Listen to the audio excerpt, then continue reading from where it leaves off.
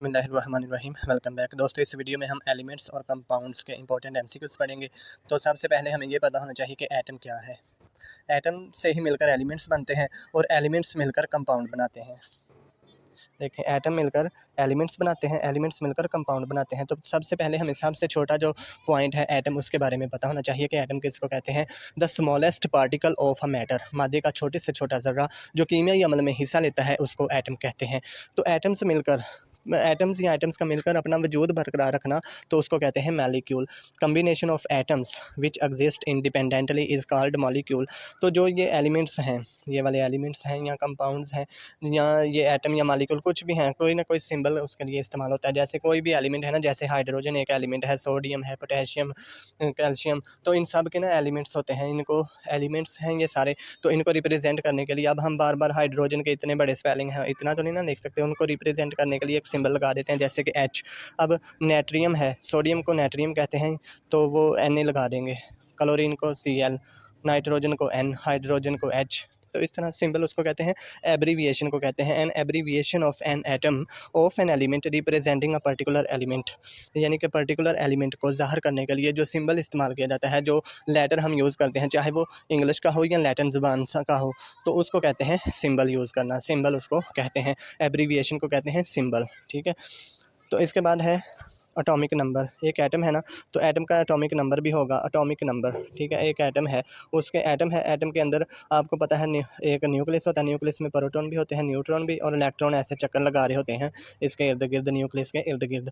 लेकिन जो एटम में मौजूद प्रोटॉन्स की तादाद होती है ना, एक एटम है उसमें मौजूद जो प्रोटॉन्स की तादाद है उसको कहते हैं एटॉमिक नंबर। एटम में मौजूद प्रोटॉन्स की तादाद को एटॉमिक नंबर कहते हैं और इसे जी से ज़ाहिर किया जाता है, जेड से, जी से इसे डिनोट किया जाता है, ज़ाहिर किया जाता है। तो मास नंबर किसको कहते हैं, ये एक एटम है, उसके अंदर ये न्यूक्लियस है, न्यूक्लियस के अंदर ये प्रोटॉन और न्यूट्रॉन है, प्रोटॉन और न्यूट्रॉन है, और यहाँ पर इलेक्ट्रॉन गर्दिश करते हैं, इलेक्ट्रॉन इसके शेल के अंदर इर्द गिर्द गर्दिश करते हैं। लेकिन अगर इन दोनों को जमा कर लें, न्यूट्रॉन और प्रोटॉन को, न्यूट्रॉन और प्रोटॉन्स की तादाद को जमा कर लें, तो वो टोटल मास बन जाता है। एटम में मौजूद प्रोटॉन्स और न्यूट्रॉन्स की तादाद को मास नंबर कहते हैं और इसको ए से डिनोट किया जाता है, ए से इसको ज़ाहिर किया जाता है।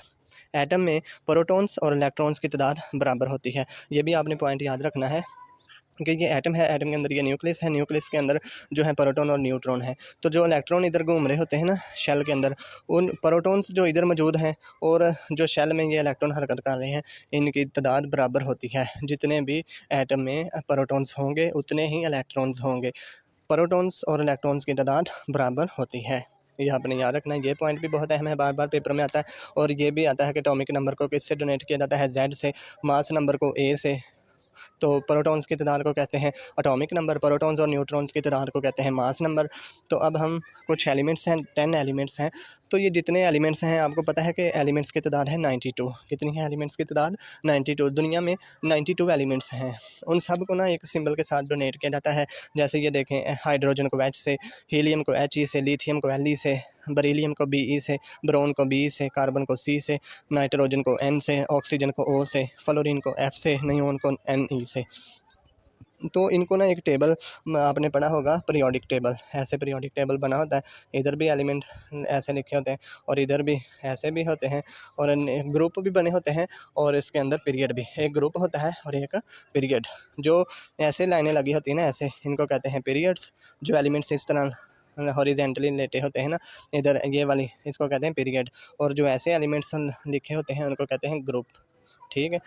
तो जो पहला 10 एलिमेंट्स हैं ना, उनके हमने एटॉमिक नंबर भी पढ़ने हैं, उनका सिंबल भी और उनकी प्रॉपर्टी भी। देखें, हाइड्रोजन पहले नंबर पे है, ऐसे पीरियोडिक टेबल बना है, हाइड्रोजन पहले नंबर पे पड़ा हुआ है, उसका एटॉमिक नंबर 1 है। हीलियम का एटॉमिक नंबर 2, लिथियम का 3, बेरिलियम का 4, बोरोन का 5, कार्बन का 6, नाइट्रोजन का 7, ऑक्सीजन का 8, फ्लोरीन का 9 और नियोन का 10। इनके ये आप सिंबल हैं सामने लिखे हुए। तो हाइड्रोजन सबसे लाइटेस्ट एलिमेंट है, सबसे हल्का एलिमेंट हाइड्रोजन है।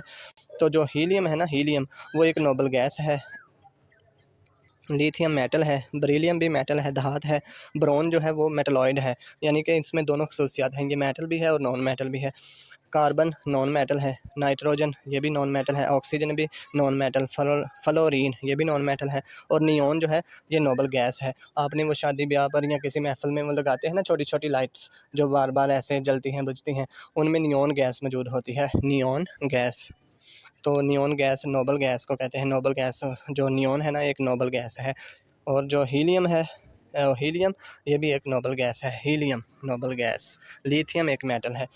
तो आज हमने इस जो एलिमेंट्स और कंपाउंड्स के टॉपिक नंबर हमने पढ़ लिए हैं, atomic number, atomic mass, mass number, और ये वाले हमने पढ़ लिए। अब इसके बाद ये थोड़ा सा चैप्टर जो है ना ये थोड़ा सा मुश्किल भी है, और इसमें से एमसीक्यूज़ भी बहुत आते हैं, इनको आहिस्ता आहिस्ता 3-4 दिनों में मुकम्मल करेंगे। आई होप आपको ये वीडियो अच्छी लगी होगी। नेक्स्ट वीडियो में फिर मिलेंगे। अल्लाह हाफिज़।